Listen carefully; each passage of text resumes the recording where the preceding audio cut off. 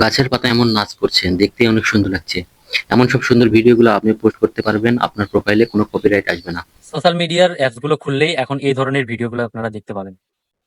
এই সুন্দর ভিডিওগুলো কিভাবে তৈরি করবেন আমি এক পলকে দেখে দিব। আপনার ফোনে গুগল ব্রাউজারে গিয়ে এই লেখাটা লিখে সার্চ দিন। লেখাটা আপনার পিন কমেন্টে দিয়ে দিব।